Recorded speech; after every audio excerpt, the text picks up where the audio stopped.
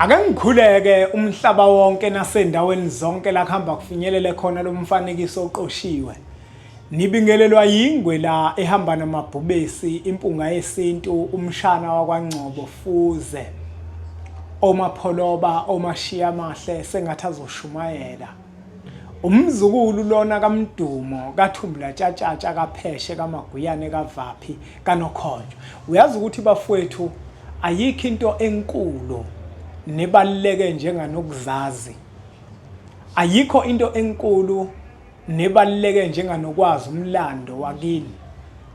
Ayikho into enkulu njenganokukholelwa emsamo wakini. Kuyinto enkulu lokho. Ngoba moke waqala wangakholelwa emsamo wakini, ila izinto zakho zingeke zihambe kahle khona. Umsamo unamandla phezulu kwempilo yomuntu ompisholo.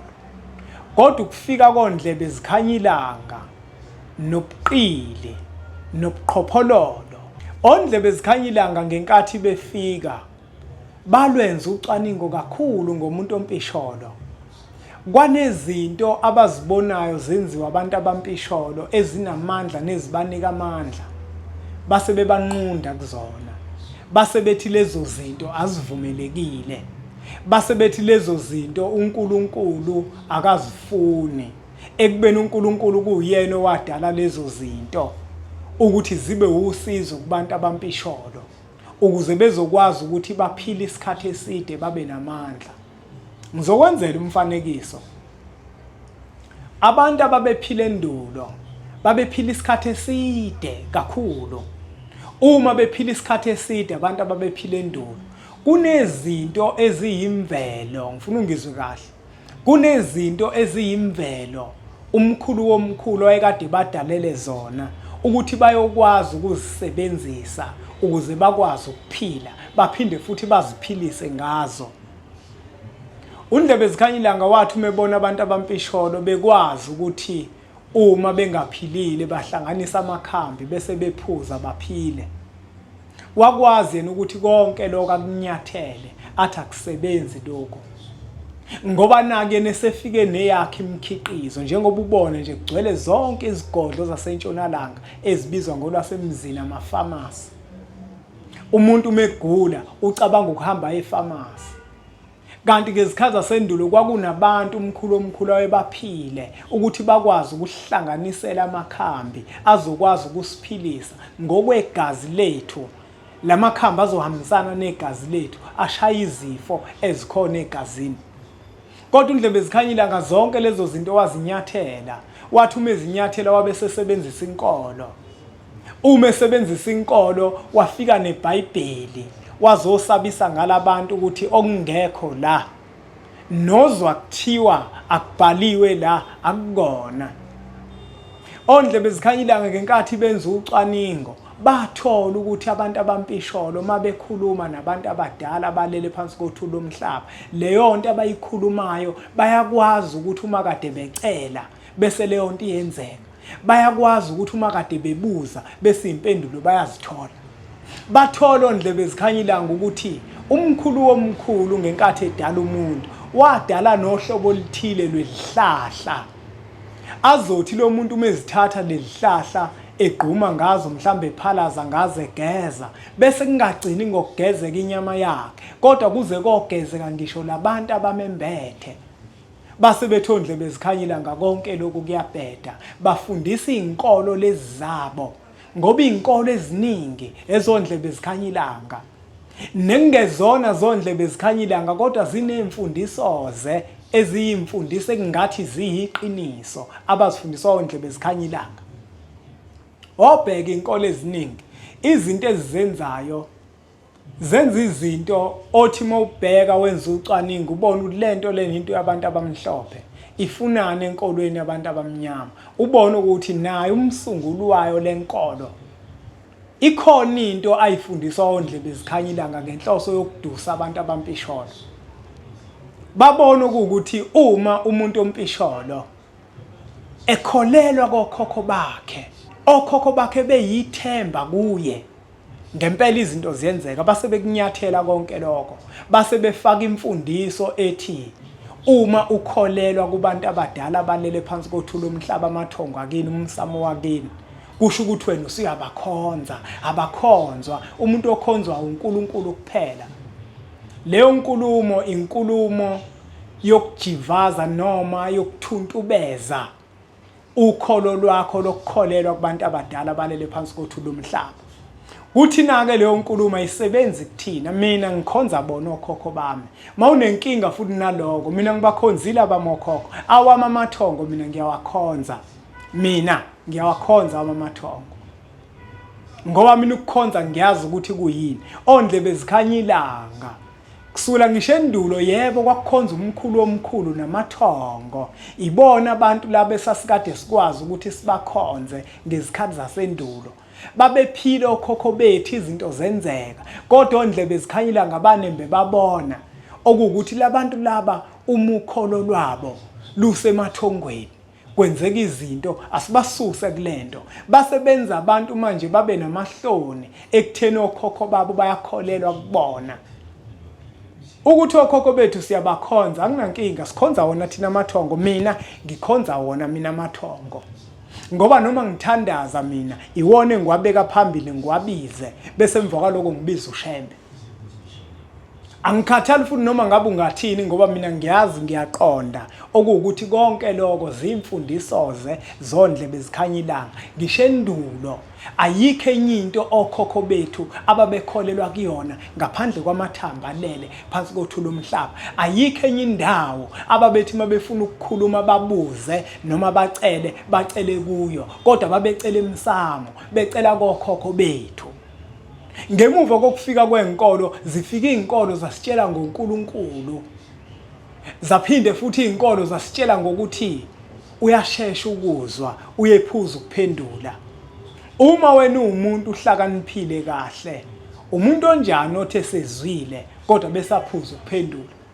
Ushawa ngemfiphindiwe lapho ngoba ubuqili bukandlebe zikhanya ilanga wefuna ukuzodidisa wena umuntu ompisholo ngoba nawe kuthatha yonke into oyizwe enkolweni ungabheki ukuthi lenkolo lena njengoba ingifundisa lento okhokho bambona babephila kanjani yini eyayenza ukuthi okhokho bami baphila isikhathi eside ekubeni bona babekhonza wona amathongo. Akuyona inkinga ukukhonza amathongo akuyona inkinga nencane ngoba ngenkathi uqala ucela kubona ngenkathi uqala kukhona izinto ozenzayo uzenzela bona usuyabakhonza vele kodwa ondlebe zikhanyela kubathi musana ukusho ukuthi niyabakhonza. Leyo nkulumo kuyakhulunywa emabandleni mina ngizwa ke leyo nkulumo leyo mawuthi nje musu kubakhonza hayi angikulaleli lokho mina ngoba ngizokubuza ukuthi kusho ukuthini ukukhonza. Ngizokubuza leyo mbuzo ukuthi ukukhonza kusho ukuthini.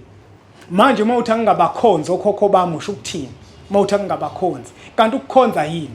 Uma futhi uzothi musu ukudumisa abantu abadala usho ukuthini mawusho njalo yini ukudumisa. Angikwazi ukungabadumisi omdumo othumbula tshatatsha opheshe omaguyana angikwazi ukungabadumisi ngoba bayinto enkulu kumina bayinto enkulu emndenini wami. Umndeni wami uphila ngawo lamathamba lele. Yebo kwesinye isikhathi kuyenzeka abantu abaningi bangaqondi bacabanga ukuthi baphila ngalamasonto aba basonta kuwona kanti wonke umuntu ophila phansi komthunzi welanga uphila ngamathamba alele phansi kothula lomhlaba lokho kwadalwa umkhulu womkhulu.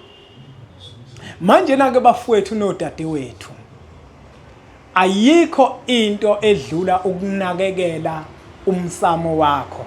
Ayikho into edlula ukudhlupha ngenkinga zamathongo akini.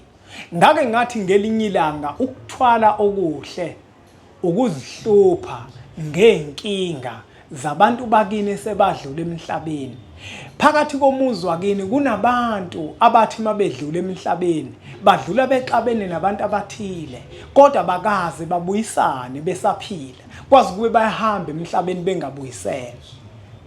Ayikaze futhi nenhlambuluko yenziwe. Kunabantu abahamba emhlabeni kade bonile Kunabantu abahamba emhlabeni bethuka abazali babo ngenhlamba.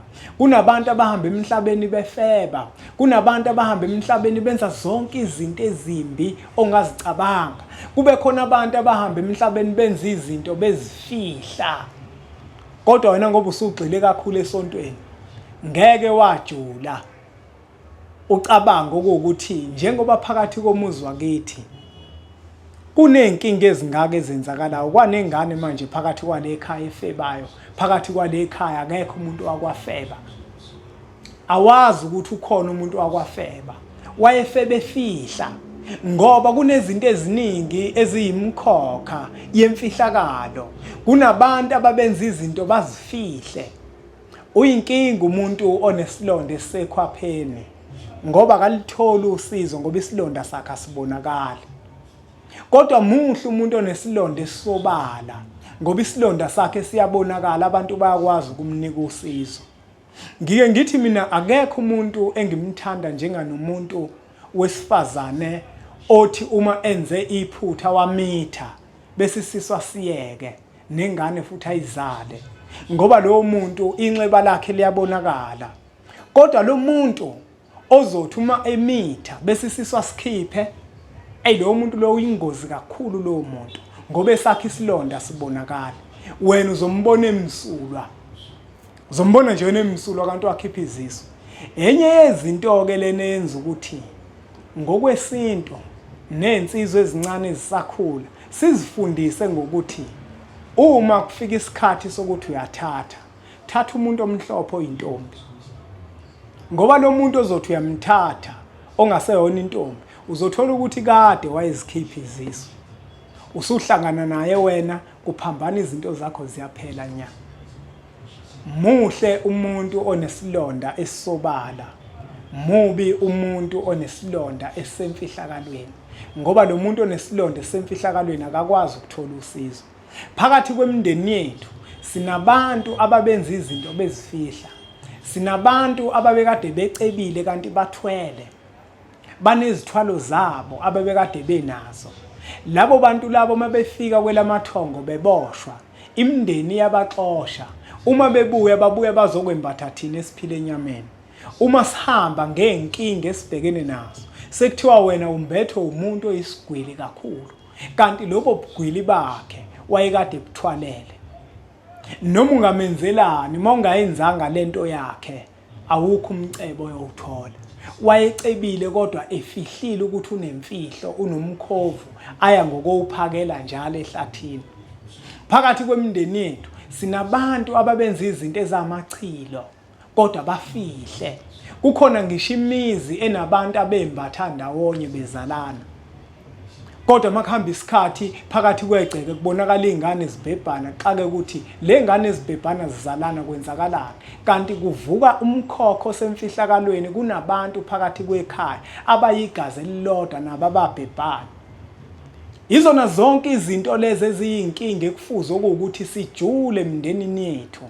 Siyithathe imbuzi sihlanganise sonke njenganomndeni, ngoba uma nenza into yomndeni ayikho into ebaluleke nesemqoka njenganokuthi impahla enizokwenza ngayo lo msebenzi bese niyihlanganisela ukuze wonke umuntu kube khona iqhaza libambile kuleyo nto ezokwenza umsebenzi. Uma kuwukuthi leyo nto idinga imbuzi, ukhiphe noma u5 rand, lokho kusemandleni akho, kungabi umuntu oyedwa okhipha imali, kodwa kube ukuthi lento siyihlanganisela sonke. Inhlambuluko bafowethu ayidingi ukuthi uma uzoyenza kudinga ukuthi kuze kukhaleleke ukuthi kukhona inhlambuluko ekufanele ukuthi niyenze. Mawufunda incwadi esiyilobile esiyimpunga yesintu esihloko sithi indlela yesintu, kukhona la sibhale khona ngenhlambuluko sabe sesiyichaza ngokomqondo osobala, senzele ukuthi kuona wonke umuntu oyifunda lencwadi kube unogwaja omhlophe ugijima ehlungwini ukuthi makukhulunywa ngenhlambuluko kukhulunywa ngani. Sitheke masichaza inhlambuluko iwukuphumela obala kokuthile, ngamafuphi inhlambuluko ukukhipha ingonyuluka. Noma ngabe yiphi into ofisa ukuphumela kuyona obala, inhlambuluko leyo, ngoba ngenkathi uqala uphumela obala usuke uhlambuluka. Uma nizoyithola lembuzi njenganomndeni, anganiseshilo ukuthi phakathi kwemindeni yethu inkinga eziningi ezikhona zidalwa ukuthi kukhona abantu ababoshiwe kwelamathongo ababenza izinto bazifihle ekuhambeni kwabo bangakwazi ukwenzela inhlambuluko ngoba baziwa njenganabantu abamsulwa. Nawe kini bakwazi njenganomuntu omsulwa kodwa ukhohlakele ugililumbo. Kunomuntu owaziwa nje ngokuthi yena uziphethe kahle, akaqomile, akanangane, kanti kade wezihushula izisu. Ngoba phela kabhalwa umuntu owakhipha izisu. Wena uzuyanconywa nje kini ukuthi hawu akazele. Awuzele kanjani ulala? Awuzele kanjani uJona? Abantu abanjalo bayinkinga kusasa uma sebehambile emhlabeni ngoba basuke benemfihlo eziningi. Omunye uyasebenza kunomhlanje, usebenza kahle umsebenzi. Kanti walala nomuntu wabe semnika umsebenzi. Wondla abazali bakho ngemali enukayo, imali yamanyala. Uma kuukuthi wagwaza ngenyama yomlenze, kufanele ukwazi lokho ukuthi leyo mali yakho ihola unyanga zonke. Wondla abazali bakho, wondla izingane zakho, uzidlisa idlalubi. Nawe uyayidinga inhlambuluko. Akufanele ukuthi inyama izihlukane nomphefumulo kunamanyala njalo ongakawalungisi. Manje ngenkathi labantu behamba kunezinto abazifihlile. Kwenza ukuthi manje phakathi kwekhaya kube khona izinto eziningi eziyinkinga ezisivukela esingazi ukuthi yizinto zini lezi. Esingazi manje ukuthi lezi zinto ezenzakalayo ziqhamuka kuphi ngoba zikaze zize zenzeke. Imkhokha yemfihlakalo. Uma ke nijulile phakathi kwekhaya, thathani imbuzi zinihlanganisele. Uma senihlanganisele lembuzi bese niyahlangana njenganomndeni. Imbuzi niyeke esibayeni ngoba kubalekile ukuthi uma kwenziwa inhlambuluko ningajaha ukuthatha imbuzi niyifake endlini. Kodwa ke nihlale phansi kuqala njenganomndeni bese niyakhuluma, niphumele obala kulezo zinto ezithile, nikhipha ingonyuluka. Angabibikho umuntu ozoba negqubu komunye umuntu. Igqubu likhiphe manje isikhathi sokuthi konke okungaphakathi nikuhlanze. Ngenkathi senihleli ni umndeni bese lowo oyinhloko phakathi kwekhaya useyakhuluma manje ukuthi cha nina bosibanibani njengoba sihlangene. Yabona ngenkathi iqala inkulumo hayi ngoba nake ekhuluma nani kodwa ukhuluma nabo bonke abantu bale ekhaya abaphile enyameni nabaphile emoyeni. Nina bosibanibani njengoba sihlangene le ekhaya sihlangene ngokuzokwenza inhlambuluko. Inhlambuluko ke esizoyenza inhlambuluko yabo bonke abantu abathi mabedlula emhlabeni badlula benamacala, badlula benamaphutha abathi mabewenza abanye babo bawafihla. Ngoba wonke umuntu ohamba la emhlabeni omageda ahlabayo kuyenzeka kube khona lenyathela khona anganyatheli kahle. Namhlanje nake sizocela emathongweni ale ekhaya ukuthi noma ngaze kuthiwe kukhona abantu ababenza izinto bezifihla, noma ngaze kuthiwe kukhona abantu ababenza izinto ezamahlazo nezazamachilo, kodwa namhlanje ngale mbuzi sizocela ukuthi sigeze uma kuukuthi bakhona abantu abanjalo sebasembatha ngalezo zinto. Sizocela ukuthi zonke lezo zinto abahamba bezenzile ezingalungile uma kukhona ababoshiwe zaze zabenza baboshwa. Kungabi izinto ezovuka zivukela isizukulwane. Ngoba bafowethu phakathi kwemindeni yethu kunabantu engafanele ngabe benza izinto eziphambene kodwa benziswa abantu abathile ababoshiwe kwelamathongo. Kunabantu engafanele ngabaphethwe yizifo ezithile kodwa lezo zifo zibaphethe ngokuthi kunabantu abathi mabedlula emhlabeni bangagezwa lezo zifo. Kule mbuzi niyakwazi ukuthi niqhubeke nikhulume ukuthi nabo bonke abantu abathi mabehamba bephethwe yizifo ezithile namhlanje ngale mbuzi siyacela ukuthi sibageze nalezo zifo sizilaphe kubona, nalezo zifo zilapheke kubona. Bonke abahamba bexabene siyacela ukuthi lezo ngxabano namhlanje ngale mbuzi siyaziqeda zonke. Nabahamba bebambelena amagqubu siyacela ukuthi ngale mbuzi uma sesigeza umoya wabo ungabuyi uzosembatha ngamagqubu. Sigeza namhlanje umoya wamagqubu abahamba benawo. nikubale konke okungalungile, nikubale konke okwake kwabatshazwa kabi, noma uma nazi ukuthi kukhona umuntu owake wabatshazwa kabi. Ngoba akufanele bafowethu nodadewethu ukuthi uma umuntu kade saphila emhlabeni kwabe sekuba khona izinto azenzayo, lezo zinto mezenza wabe sebatshazwa kabi, athi mesehamba emhlabeni singamenzeli inhlambuluko, lo muntu usuke sedinga ukugezwa uma nje umuntu eke wabatshazwa kabi. Ngoba ngezikhathi zasendulo yayingekho lento ukuthi kukhona amaZulu nezihogo. Lento yamaZulu into esiyiqhabuka manje, lento yamaZulu thina sazi kwelamathongo ukuthi umuntu umedlule emhlabeni uyakwela amathongo.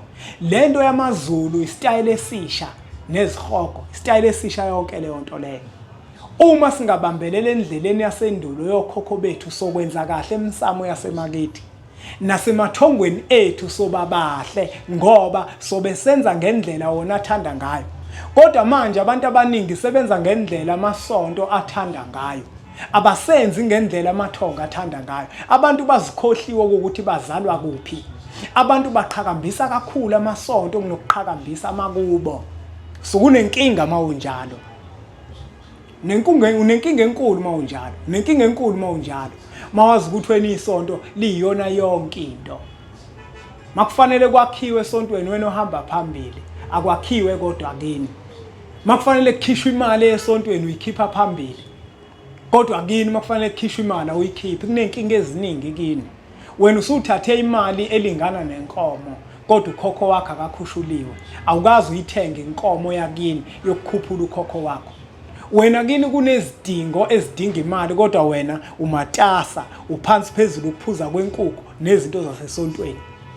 Ezakini izinto zenza nini? Uthini ngengane zakho? Ngoba kusasa khona isikhathi esizayo sohambile wakwela amathongo. Kwelamathongo akunendatshwa nokuthi kade uyilunga elikhulu lebandla. Kufanele ube yilunga elikhulu lomndeni wakini. Wenza izinto ezinhle kini, wenza izidingo zakini, hayi izidingo zasesontweni. Esontweni kiwe ngokosonto kuphela.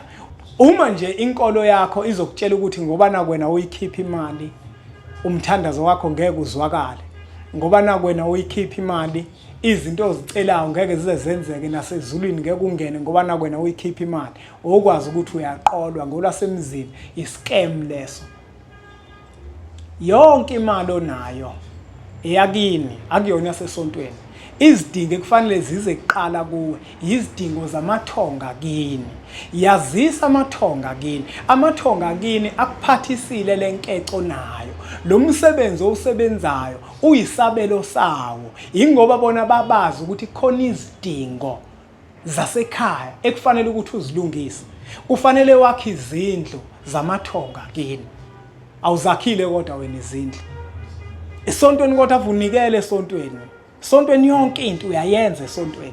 Yiyekeni leyo nto leyo. Emasontweni akuyona indawo yokuthi kokhishwe imali. Wonke umuntu okhona esontweni ufanele ukuzenzela izinto zakhe, ufanele ukusebenza. Ayikho into ethi uma nginesonto akusafanele ngisebenze. Kufanele ningondla, hayi ayikho leyo nto. Imali insizwa kithi nawe ntombi yakithi uyiphiwe yithongo lakho, uyiphathisiwe yithongo lakho eyokwenza izidingo zamathongo akini. Uma seniqedile ukukhuluma lengxoxo lengoba kade niyikhuluma nisayethula ukuze wonke umuntu nizoba sekhasini elilodwa ukuthi njengoba nihlangene ngani. Uma wonke umuntu esezwile ukuthi nihlangene ngani, iyobe isisondela ke intshitane seningena naye endlini. Senishisa impepho ke manje senibika lento ekade niyikhuluma ukuthi ngalembuzi nina bosibanibani sizogeza bonke abantu abahamba begula benezifo. Sigeza izifo ezabathatha. Siyacela ukuthi lezo zifo zingaphinde zivukele abantu abaphilayo. Zingaphinde zivuke esizukulwaneni. Sizogeza bonke abantu abathukwa ngenhlamba bengonile lutho. Lezo nhlamba zabanamathela. Sicela ukuthi phakathi kwekhaya into enjalo ingaphinde yenzeke. Sizogeza bonke abantu abenza amanyala bawafihla. Bangayicela nentethelele emanyaleni ababewenzile. Namhlanje siyacela ukuthi lawo manyala abo nithi noma nibabophile kodwa angehleli kwabaphilayo. Siyacela futhi ukuthi ingqinamba zonke ezikhona phakathi kwegceke ezidalwa yinkinga ezithile, konke lokho siyageza, sicela ukuthi phakathi kwekhaya kube khona ukukhanya nenqubekela phambili. Izinto eziningi eziyimkhokha, imkhokha izinto ezimbi zingenzeki, kodwa phakathi kwale khaya kwenzeka izinto ezinhle, ingxabano, yonke into siyageza. Kuningi esingakubalula. Inini enaziyo ukuthi egcekeni lomuzi wakini yiziphi izinto enike nithi manizibuka bese ningaziqondi. Ake ninxuseke manje amathamba alele phansi kothula lomhlaba, nicele kuona ukuthi uma bekhona abantu ababenza lezi zinto, niyacela ukuthi kuba amacala abo, kungaba amacala enu, futhi lezo zinto zingavukeli isizukulwane esiphilayo. Emva kwaloko nobe senicela ukuthi ke sesicela manje ukuthi ke siphumele ngaphandle komuzi. Phumela ngaphandle komuzi, anihlabi lembuzi le. Nobe seniphuma nonke niumndeni nithatha izicephu nohlala ngaphandle komuzi. Manifika ngaphandle komuzi niphinde nixoxelele ukuthi ke cha ke njengoba sila inhloso ukuthi nokuthi nokuthi. Ukhumbule phela ukuthi uma umuntu kuthiwa akangenile emndenini, ngenkathi nishisa impepho lo muntu usuke engekho. Ingaka inhlambuluko efana nale siqala ngaphakathi bese soyiphethela ngaphandle komuzi, senzele laba bangaphandle ukuthi nabo bezwe ukuthi sigeza nabo. Uyabona? Ijulileke lento, kodwa ungayithola incwadi indlela yesintu, uzifundele nje, uzoyizwa lenhlambuluko le ukuthi ijule kanjani. Manifika nangaphandle nifike nikhulume kahle, senikhuluma ngokuthemeleza, nihleli phansi, bahleli omama, hleli amadoda, kwenetshwe phansi. Uma seniqedile ukukhuluma ngoba vele udaba bese niliqalile, kodwa manje nizophothula, nizophetha lembenge manje kade seniyiqalile. Isiyahlatshwa manje lembuzi. Ihlatshwe lembuzi khona lapho ngaphandle izokhala gcizelela inkulumo yenu ekade niyikhuluma, igcizelela kwabasemoyeni. Bese emva kwaloko nikhipha ingoba noma inanzi, nithatha umswane phakathi kuyona, niwuthulele ebhakedeni noma ikendishini, bese nithatha inyongo yayo niyifake phakathi, bese nithatha igazi nifake phakathi, bese nigcwalisa ngamanzi, bese niyathelelana nonke. Manithelelana nonke seniyageza nonke, nigeza umsamo wale ekhaya, nigeza amathonga le ekhaya, nigeza inkinga zale ekhaya, nize nigeza ngisho abantu ababekade benemfihlo, nigeza imfihlo zabo, ngoba iningi lethu kunezinto ezingalungile nje esizenzayo nezenzakalayo kithi, imfihlo zabalele, imkhokha emfihlakalo. Nigeze nonke niqede. Uma seniqedile nonke ukugeza, senibuyela ngaphakathi kahle. Manibuyela ngaphakathi ke aniculi iculo lasesontweni. Hayi, ningaliculi iculo lasesontweni. Akhona esontweni la kukini lana, umuzi wamadoda lona. Umuzi wamakhehla kini lona. Ngizocula ingoma zasesontweni, nizicula ngoba zasesontweni. Ngoba ungathola ukuthi okhokho bakhe kuyibona abanikazi balomuzi abasonti, wena osontayo. Asiyeke lento yokucabanga ukuthi ngoba naku kusonta thina namathongo ethu aseyasonda, asivumele nje ukuthi sikwazi ukuthi sihambe sokhonza. Mina akuwona wonke amakhehla ngembethe akhonza kwaShembe, akuwona wonke. Amanye wayingeni leyo nto, wayifuna futhi indaba enkolo. Kodwa akhona lawa ayithandayo ekuyiwona angithatha angikhombisa uShembe. Uma kuyilona lelo khehla lelo lawa amabili angikhombisa uShembe, akusho ukuthi nalawa manje sekufuna ngiwafunze ngenkani emzini wawo, sekufanele manje Nkosi yethu simakayi, ayikho leyo nto.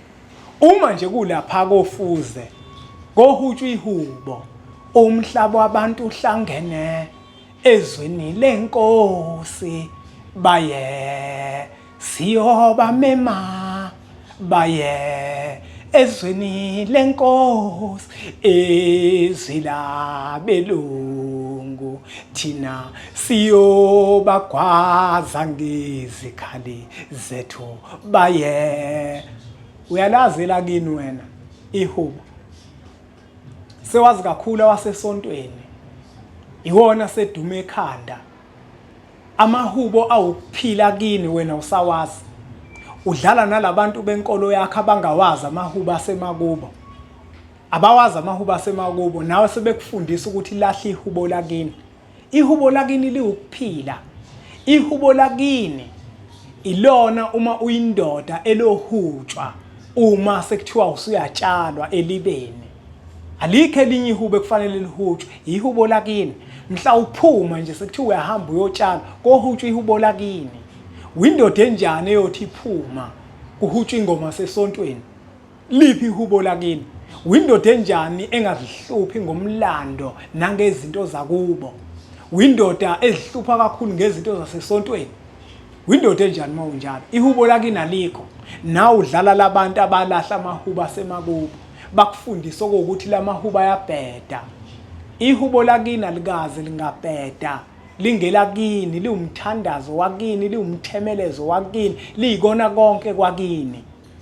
Mhla naluhuba lelo hubo nenze into ethile kini, kukhona umehluko enowubona. Hayi indaba engoma zasemasontweni. Le ngoma zasemasontweni enizihuba amakhona imisebenzi ifuneki yonke le nto.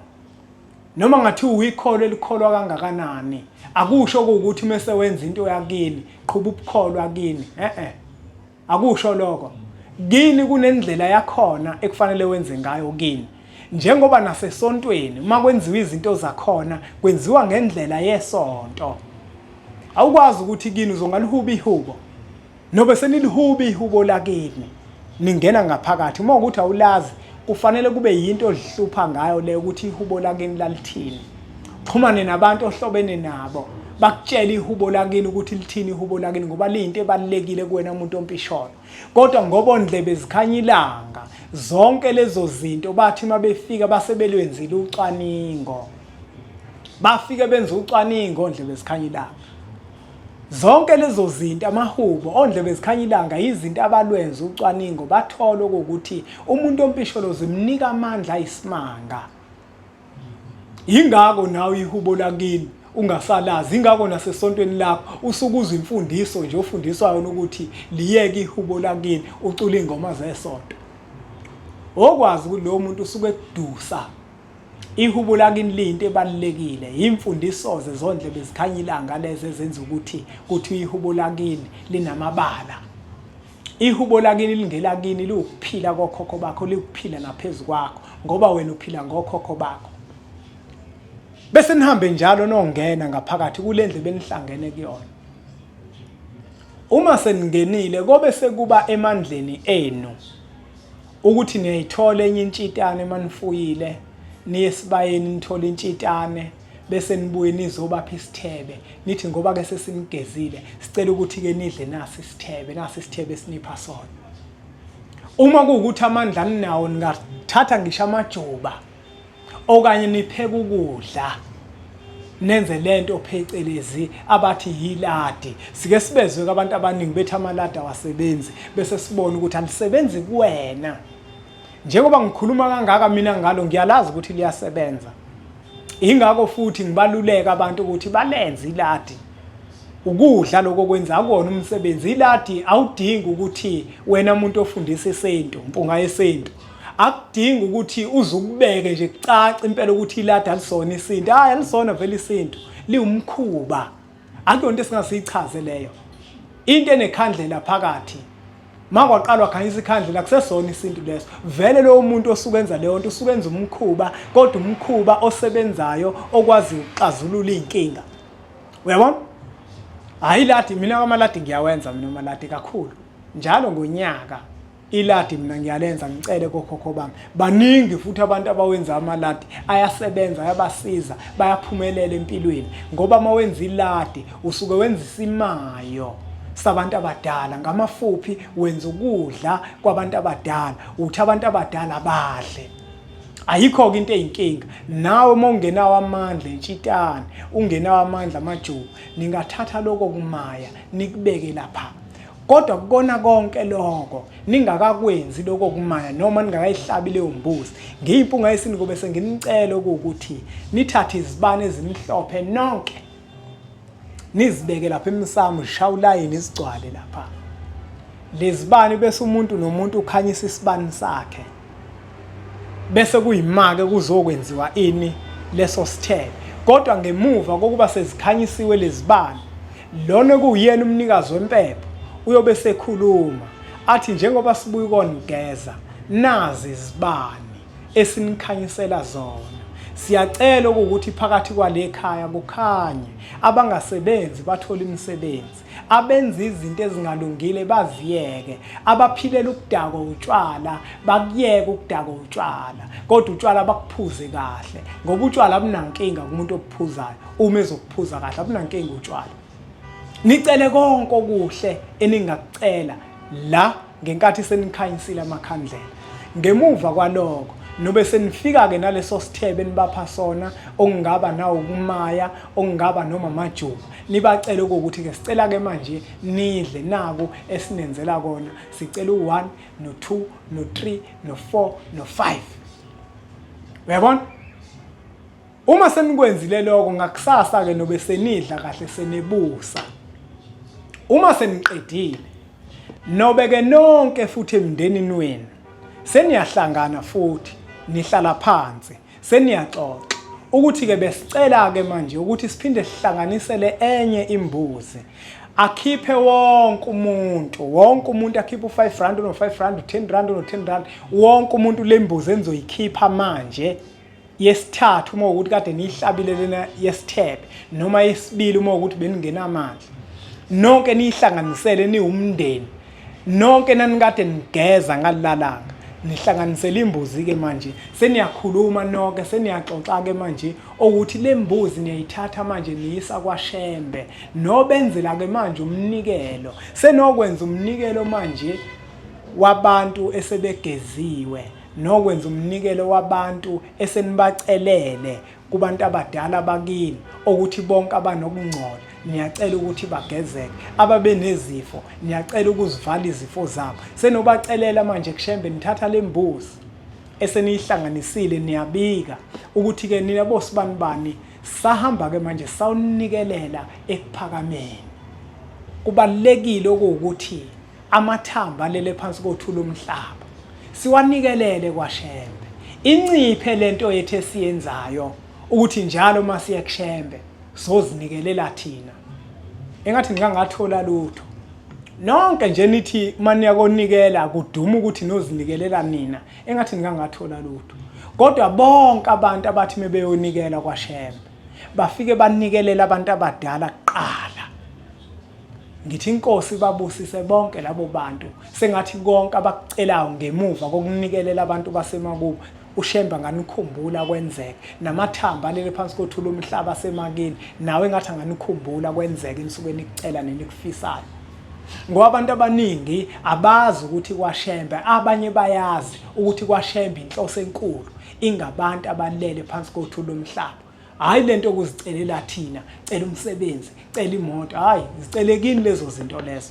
Mawufika phambi kwaShembe nikelela abantu abadala balele phansi kothula lomhlaba, bacelela ukuthi la bekhona uShembe akwazi ukuthi abakhumbule kuzona zonke ingqinamba, abakhulula uShembe. Nobe senithatha lembuzi ke nihambe niye khona kwaShembe, nithume labo eningabathuma banihambisele lo mnikelo, ngoba mawuyonikela unikelela abantu abadala akufanele uyonikela ngemali, kufuna unikele ngentshitane enomphefumulo futhi nayo ebikiwe kini, hayi oyithatha endleleni. Ungathengi imbuzi ekseni uthi uyonikelela abantu abadala. Asho njalo mina amakhehla lawa athanda uShembe mengifundisa, athi angifundisa abantu. Athi mawunikela kuShembe unikelela abalela, unikeli ngemali, unikela ngembuzi eyimbuzi, hayi imbuzi kuthiwa imbuzi kodwa engeyona imbuzi. Ngimile lapho. Manifika phambi kwakuShembe nifike nisho ukuthi nizocelela umndeni wenu walesibonge kade nisigeza. Niyacela ukuthi uShembe labe khona bakhumbule nezingqinamba zonke eziphezulu kwabo, abalekelele uShembe. Hayi angingawageqa amagula ngoba ngemuki la sikhona siKwaZulu Natali eMphelandaba enkabeni yeTheku. Umsebenzi wempunga yesintu nesiphiwo sethu esasembathiswa okhokho kukulekelela abantu, sibahlahlela indlela, sibafundise indlela yokuxazulula ezinye zeinkinga ababhekene nazo ezithinta isintu. Silobileke nezincwadi ezifundisa isintu. Uyashayela la kule nombolo ozibona zivela escreenini sakho ukuze senze inhlelo zokuthi sikuthumelele. Njengamanje sinekhombo yezincwadi ezintathu. Sithini isintu? Indlela yesintu uyokhula uzukhokhobe 1050 rand kuhlangene nezindleko zokukuthumelela. Uma futhi kuukuthi uyafisa sikuchushiswe entweni ezithile, uyayishayela impunga yesintu kuzona le nombolo. Ngikubeke lokho wenze iappointment. Wenze uhlelo lokuthi sikwazi ukukhuluma, ikakhulukazi mawunengxoxo. Uma sokhuluma nje ucingweni, isikhathi bafowethu siyimali, ziningi izinto engizenzayo. Uyakhokha ke lapho 350 uma ku30 minutes isikhathi osifunayo. Masiyihola u450.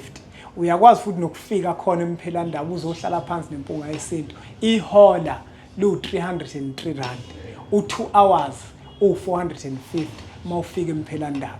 Uma kuukuthi awunayo imali, uyakwazi ukuyicela impunga yesintu ikulekelela. Kodwa mawunayo phela musa isikhathi sempunga yesintu usimosha nje mahala, unayo imali uzosizakala wena. Ngimatasa kakhulu mina bafowethu, kunezinto eziningi engizenzayo. Manje ngenkathi izimile lezo zinto lezo wena uyasizakala wedwa. Mina kukho kuzongijabulisa hayi. Akuhambi kanjalo. Akuhambi kanjalo bafowethu. Asisekane. Uma mina ngikuseka ngesikhathi sami ngikupha ulwazi, nawe kube khona okuthile ozokukhipha. Amakhehla lawa asuke ekhuluma. Akumina lo suke ekhuluma, kodwa amakhehla. Akufanele ukuthi lekhehla ligcine licindezela mina lithi ngiyalifukuzisa. Kulungileke bafowethu. Asiqhubeke njalo subscribe kwi-channel ethu enkulu Impunga Yesintu TV. Siyithathe imfanekiso eqoshiwe sidlulisele kwabanye abantu ngoba nakubona izoba usizo olukhulu. Bese sithi nje impunga.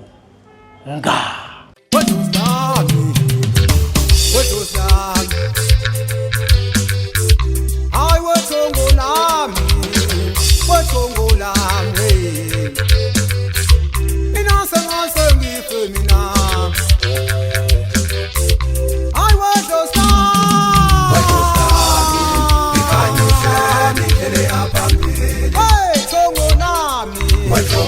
Tongo Nami.